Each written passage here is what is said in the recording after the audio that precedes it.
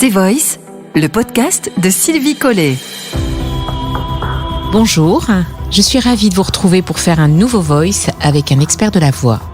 J'avais très envie de faire un podcast sur l'importance que la voix prend aujourd'hui et revenir à la genèse de ce phénomène. Si longtemps, l'oralité a été supplantée par l'écrit, la tendance est en train de s'inverser. Avec de plus en plus, depuis quelques années, de comiques qui font du stand-up, l'apparition d'ateliers d'éloquence un peu partout, et surtout la création d'une épreuve de grand oral opaque.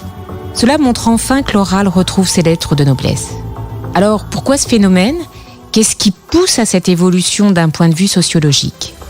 D'un point de vue plus personnel, je me pose beaucoup de questions sur le pouvoir de sa propre voix. Pourquoi s'écouter peut être une expérience parfois désagréable, étrange ? Qu'est-ce qui provoque cet étonnement, voire ce rejet si spontané d'une partie de nous-mêmes ?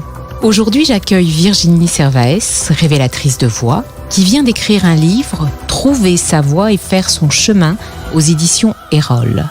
Bonjour Virginie. Bonjour Sylvie. Alors, la première question que j'aimerais te poser, c'est quoi une révélatrice de voix ? Alors, une révélatrice de voix, pour la petite histoire, ce joli titre m'a été donné par les clients avec lesquels je travaille, qui effectivement, au fil du temps, trouvent que j'ai révélé bien plus que leur voix, qui était totalement qui ils étaient. Donc je dirais que une révélatrice de voix, c'est ça, c'est d'aller chercher vraiment votre identité propre, individuelle, qui vous appartient totalement, c'est votre voix, et tout comme vous êtes une personne unique. On dit que la voix, c'est le reflet de la personnalité. Quelle est cette relation avec notre propre voix ? Alors ça rejoint un petit peu ce que je disais précédemment par rapport à la révélatrice de voix, c'est-à-dire que chaque personnalité est unique. Donc chaque voix est unique. Et il faut arrêter d'en faire quelque chose à part. C'est vraiment vous. Elle va refléter effectivement tout ce que vous êtes, tout ce que vous vivez, tout ce que vous ressentez, tout ce que vous exprimez. Alors quand je dis s'exprimer, ce n'est pas uniquement du vocal, hein, c'est aussi ce qui va être visuel. Et puis donc vraiment ce reflet de l'âme, de personnalité, c'est vraiment un tout, c'est global. C'est holistique, je sais pas le terme que vous préférez. C'est très bien, holistique. Voilà, j'adore aussi, je trouve ça très joli. Mais la question que je me pose aussi, c'est d'où vient-elle ?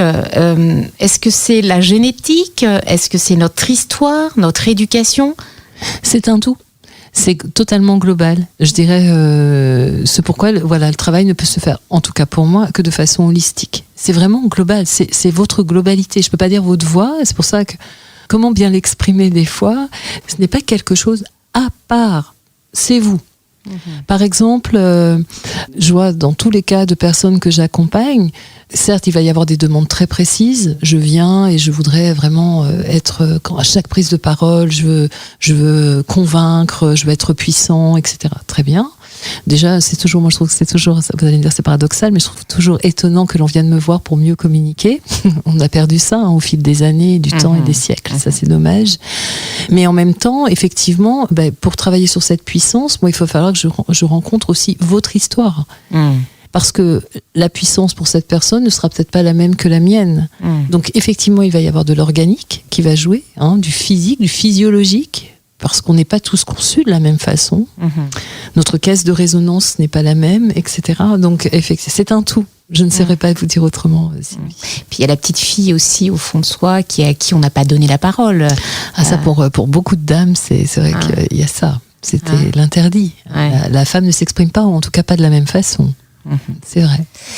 Et alors, j'ai la question qui me vient, c'est, au fond, qu'est-ce qu'une belle voix ? Alors, pour moi, une belle voix, c'est vraiment, mais ça, je n'en déroge pas non plus, c'est être authentique, c'est être soi.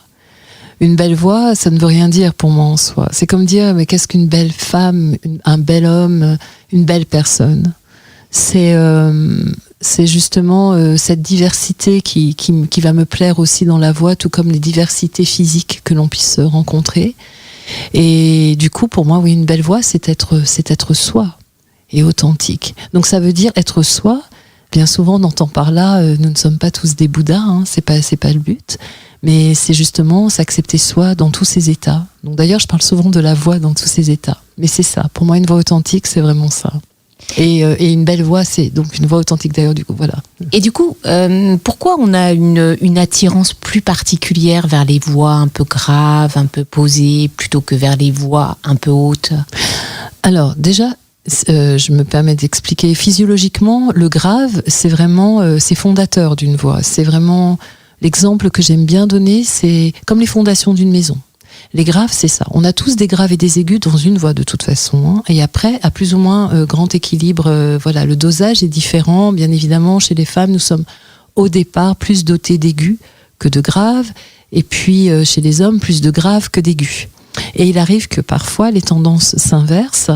Et en plus, donc c'est cet équilibre-là qui va être intéressant de ramener. Mais toujours pareil, en fonction de qui vous êtes. Donc voilà, parce que ça, le dosage est très subtil en fait. Donc qu'est-ce qui fait qu'on soit attiré plus par des voix graves ? Eh bien, le grave pose, le grave est rond, le grave enveloppe. L'aigu peut être agaçant, l'aigu peut être vraiment aussi très joli, très très touchant. Vous parliez tout à l'heure des voix des petites filles, des voix enfantines, des voix en retrait qui vont être plus teintées d'aigu, ça peut être joli. Après, il y a les aigus criards qui vont être très agaçants aussi. Donc comme je reprends dans les registres des chanteuses, si vous prenez en classique, ne serait-ce que les sopranies, vous allez avoir plusieurs types de sopranies, mais il y aura par exemple les wagnériennes, qui pour moi sont très, très insupportables. Et j'aime les mozartiennes, et voilà, et les interprètes de Verdi, et qui ont un registre totalement différent. Bon, après, attention, hein, j'aime bien Wagner aussi, mais bon, c'est la boutade. Et qu'est-ce qui est en train de se jouer aujourd'hui avec l'oralité ? Pourquoi ce phénomène ? Qu'est-ce qui pousse à cette évolution ? Comment vous l'expliquez, vous ? Alors c'est vrai qu'aujourd'hui, on le voit, on le lit partout, on l'entend partout. En plus, avec l'ère du digital, la voix est le premier vecteur de communication, ça c'est sûr, c'est certain. Et en même temps, j'ai envie de dire, celui dont on est doté le plus simple, avant même l'écrit, hein, avant même la voix, c'est une vibration. Ce sont des ondes. Donc avant même qu'il y ait du sens dans ce que l'on va dire par rapport aux mots, c'est quelque chose qui va nous toucher déjà, nous impacter. C'est ce qu'il travaille, hein, c'est ce qu'il recherche au niveau du digital. Il y a il y a toutes les variantes par rapport aux voix synthétiques que l'on essaie, qui deviennent de plus en plus proches de celles de l'humain. Il y a encore beaucoup de travail là-dessus. Oh là là, totalement. Justement, alors. Mais ça, c'est que mon petit point de vue modeste, mais de penser que, bien sûr qu'il y a du travail, et je pense qu'ils auront, je pense ne plus être là le jour où ils le trouveront, mais parce que chaque voix est unique. Donc, il va falloir rentrer un maximum de données pour que, après, peut-être que nous aurons notre fameux, entre parenthèses, Google ou Siri ou autre qui sera propre à nous. Voilà, voilà. Et pourquoi ces voix de synthèse sont souvent des voix de femmes ? Alors là, moi, je n'ai pas la réponse. Alors, est-ce que parce que majoritairement... Alors là, je ne sais pas, hein, je vous dis, comme ça, je réfléchis pas trop et je vous le dis spontanément. Est-ce parce que au niveau technologie, la technologie s'adresse d'abord aux hommes ? Ce sont plutôt des consommateurs de technologie. Et donc, est-ce que les voix de femmes, par exemple, ne serait-ce que les premières qu'il y a eu, c'est avec tout ce qui était lié à l'orientation en voiture, donc GPS, tous les GPS, etc. Ça rassure la voix de femme ? Peut-être. Hein. Nous avons ce côté-là, c'est notre rôle. Nous sommes moins vus comme des guerrières. Hein. Les guerriers sont plutôt les hommes. Voilà. Et nous sommes la douceur, l'accueil, l'écoute, etc. Donc peut-être. On voit que la voix aujourd'hui, c'est un élément d'identité important pour les marques, les distributeurs au niveau du marketing. Elles vont devoir s'en emparer pour affirmer leur identité et se positionner justement face aux GAFAM. Quels seraient les conseils que vous donneriez à une marque ou à un distributeur qui va commencer à travailler son identité vocale ? De la même façon, j'aurais envie de leur dire effectivement de ne pas s'éloigner de leurs valeurs au départ. Dès le départ, en fait. C'est même pas au départ, c'est dès le départ. De ne pas s'éloigner de leurs valeurs, de vraiment intégrer cette voix. Je me permets cet exemple. Moi, j'ai fait beaucoup de voix off pour la télévision et souvent on nous demande d'être la voix du réalisateur. Donc vraiment une voix off documentaire et reportage. Je suis très mauvaise en doublage, je ne suis pas actrice. Et à chaque fois, on nous demande d'être la voix du réalisateur ou de la réalisatrice. Donc, et je pense qu'ils doivent être la voix de leur marque, mais liée aux valeurs qu'ils vont vraiment développer et apporter.